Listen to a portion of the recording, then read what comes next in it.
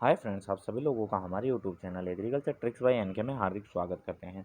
जैसा कि आप लोगों को पता है कि एग्रीकल्चर से रिगार्डिंग कोई भी ट्रिक वगैरह होती है या कोई नया अपडेट वगैरह आता है तो हम आप लोगों को वीडियो के माध्यम से प्रोवाइड करवाते रहते हैं। तो आज इसी कड़ी के अंतर्गत आज मैं बात करने वाला हूँ जो आपके महाविद्यालय के अंतर्गत है ना, यूपी के अंतर्गत, जो आपके यूपी उत्तर प्रदेश के अंतर्गत जो आपके महाविद्यालय हैं, महाविद्यालय के अंदर जो एपी की पोस्ट आई हुई है ना, असिस्टेंट प्रोफेसर की आपके पोस्ट आई हुई है। अगर मैं बात करूँ आपके एग्रीकल्चर के अंतर्गत भी आपकी इसकी पोस्ट आई हुई है। इस पीडीएफ के अंतर्गत पूरी ही जितनी भी पोस्ट आई हुई है सभी की एक ही सूची दी गई है, लेकिन मैं आप लोगों को जो भी एग्रीकल्चर के पद हैं मैं उनकी बात करूँगा कि इसके अंतर्गत जो टोटल पद है अपने एग्रीकल्चर के अंतर्गत, तो 917 पद होने वाले हैं। ओवरऑल जो जितने पद हैं अपने एग्रीकल्चर के अंतर्गत जो वो 917 है। इसके अलावा मैं बात करूँ योग्यता की, तो योग्यता के अंतर्गत आपके पास में एमएससी होनी चाहिए, प्लस के अंतर्गत आपकी जो एमएससी है 55% होनी चाहिए, प्लस इसके साथ के अंदर या तो आपके पास में नेट होना चाहिए, ये नेट नहीं है तो जेआरएफ होना चाहिए, जेआरएफ नहीं है तो पीएचडी होनी चाहिए। तो ये इसका क्या होगी, योग्यता की बात होगी। इसके अलावा मैं बात करूँ आयु की, तो आयु के अंतर्गत आपको 62 ईयर या 62 साल आपकी अधिकतम एज होनी चाहिए। तो मैं बात कर लेता हूँ इस पीडीएफ के अंतर्गत जो दिया गया है। तो मैंने पोस्टों की आपको सबने, यानी कि जो अप्लाई करेंगे सबसे पहले आता है आपका अप्लाई करने का। तो आवेदन, जो आपका ऑनलाइन आवेदन रजिस्ट्रेशन प्रारंभ होगा वो आपका 9 जुलाई से स्टार्ट हो चुका है फ्रेंड्स, है ना। ऑनलाइन आवेदन शुल्क जमा कराने की प्रारंभ तिथि, जो शुल्क जमा होगा वो भी आपका 9 को ही हो जाएगा, क्योंकि 9 को हो चुका है ना। अगर मैं नेक्स्ट बात करूँ तो ऑनलाइन आवेदन हेतु रजिस्ट्रेशन की अंतिम तिथि है वो 7 अगस्त तक। अगर आपने अप्लाई नहीं किया है तो जल्दी से अप्लाई करें, 7 अगस्त तक आपकी लास्ट डेट है, अप्लाई आराम से कर सकते हो। और अगर आपको फॉर्म तो भर दिया है, शुल्क जमा नहीं करवाया है, तो 8 अगस्त तक आप अपना शुल्क जमा करवा सकते हो। और जो लास्ट आवेदन सबमिट करने की तिथि है वो आपकी क्या रहने वाली है, 10 अगस्त।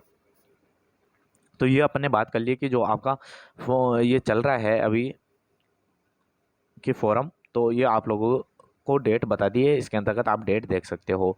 जो भी आपके फॉर्म हैं वो आपका ऑनलाइन सबमिट होने वाला है। इस चीज़ का ध्यान रखें कि जो आपका फॉर्म सबमिट होगा वो ऑनलाइन होगा।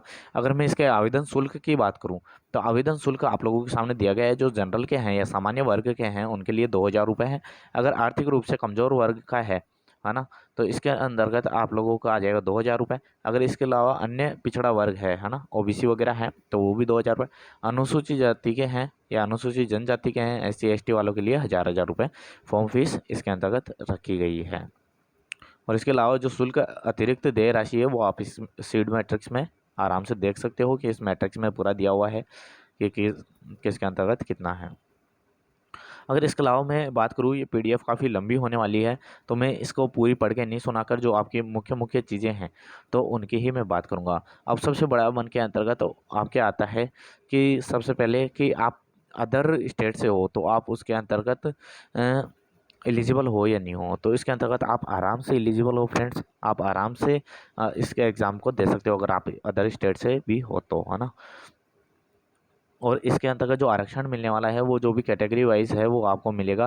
लेकिन इसके अंतर्गत होता क्या है कि फ्रेंड्स, जो अगर यूपी से बाहर का है, ये उत्तर प्रदेश के अंतर्गत निकली गई है। अगर वहाँ से बाहर के जो विद्यार्थी जाएंगे उसको जनरल कैटेगरी के अंदर ये रखा जाएगा।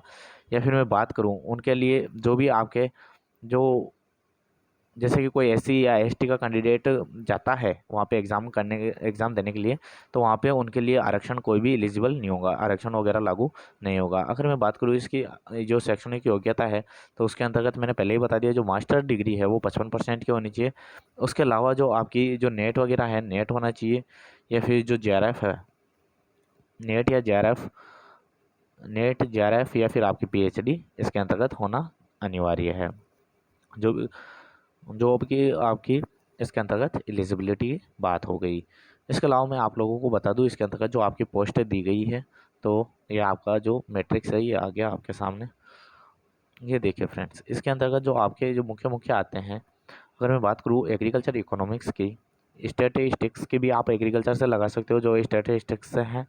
इसके अलावा मैं बात करूँ जो आपका एग्रीकल्चर इकोनॉमिक्स है उसके अंतर्गत जो पीजी एग्रीकल्चर इकोनॉमिक्स है वो बिजनेस मैनेजमेंट से है, वो दे सकते हैं। पीजी लाइव स्टॉक से हैं वो भी आप, लाइव स्टॉक इकोनॉमिक्स से हैं वो भी आप इसके लिए एलिजिबल है। अगर मैं बात करूँ, अगर ये पूरी पोस्ट है एपी के लिए हैं, तो अगर हॉर्टिकल्चर से है तो हॉर्टिकल्चर के अंतर्गत जो असिस्टेंट प्रोफेसर की है उसके लिए क्राइटेरिया है वो आपका रहेगा MSc agriculture horticulture with specialisation in the vegetable science के अंतर्गत। इसके अलावा फ्लोरिकल्चर या लैंडस्केप वाला भी आप इसके लिए एलिजिबल है। जो food production and post harvest technology PhD के से किया हुआ है वो भी है। पोमोलॉजी एंड फ्रूट साइंस से है वो भी इसके लिए एलिजिबल है। इसके अलावा जो मेडिसिनल या एरोमेटिक प्लांट्स जो स्पाइसेस वगैरह होते हैं उनसे भी जो कोई एमएससी किए हुए हैं वो इसके लिए क्या होंगे, पात्र होंगे। तो जैसा कि आप लोगों को बता ही दिया था मैंने कि जो एमएससी है वो मिनिमम रहेगी। इसके साथ में आपका ये ध्यान रखना कि जेआरएफ होना ज़रूरी है, जेआरएफ नहीं है तो पीएचडी होना ज़रूरी है या फिर नेट होना ज़रूरी है। वो आपके ऊपर मुख्य पॉइंटों में दिए गए हैं। तो मैं इसका जो आपकी ये पीडीएफ है वो आपके एग्रीकल्चर ट्रिक्स बाय एन के जो टेलीग्राम चैनल है उसके ऊपर आपको प्रोवाइड करवा दूंगा, उसको अंतर्गत आप अच्छे से पढ़ लीजिएगा। और सबसे बड़ा मन के अंदर संशय यही था, मैंने पहले ही डाउट क्लियर कर दिया है कि बाहर वाले विद्यार्थी इसके लिए आवेदन कर सकते हैं। अगर बात करूँ पशुपालन की तो एमएससी एग्री जो डेयरी एंड टेक्नोलॉजी से है, डेयरी साइंस से है, वो एलिजिबल है एनिमल हस्बेंड्री के लिए। और अगर बात करूँ MSc dairy technology and MTech है ना, डेयरी टेक्नोलॉजी से है वो भी एलिजिबल है। एमएससी एग्रीकल्चर जो livestock production and management से है वो भी एलिजिबल है।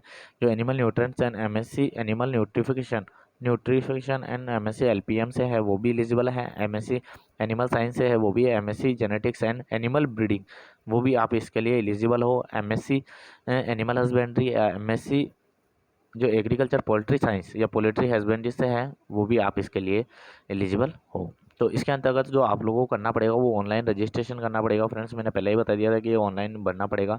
इसके लिए आपको रजिस्ट्रेशन करके जो आपके ओटीपी मिलेंगे तो आपको ओटीपी करके इसके अंतर्गत लॉगिन करना है। तो इसका भी लिंक आप लोगों को मैं डिस्क्रिप्शन में दे दूंगा कि कहाँ से जाके आपको अप्लाई करना है। इसके अलावा जो इसकी मुख्य मुख्य बातें थी मैंने बात कर ही ली है कि जो आपकी क्वालिफिकेशन वगैरह है वो क्या रहने वाली है, और ये आपके पास में सारणी दी हुई है। इसके अंतर्गत आप देख सकते हो कि कौन से सब्जेक्ट के अंतर्गत कितनी कितनी सीटें इसके अंतर्गत आ रही है। तो आई होप कि ये सूचना आप लोगों के लिए काफ़ी यूज़फुल रही होगी। अगर यूज़फुल हो तो जो भी इन वैकेंसी के लिए एलिजिबल विद्यार्थी है वो या किसी अपने फ्रेंड को एलिजिबल मानते हैं तो उनको भी ज़्यादा से ज़्यादा वीडियो शेयर करें ताकि जो भी है उनके तक पहुंच सके, ताकि वो भी इनके लिए अप्लाई कर सके पात्र विद्यार्थी। चलो थैंक यू फ्रेंड्स, मिलते हैं फिर नेक्स्ट वीडियो में नए अपडेट के साथ में। Thank you.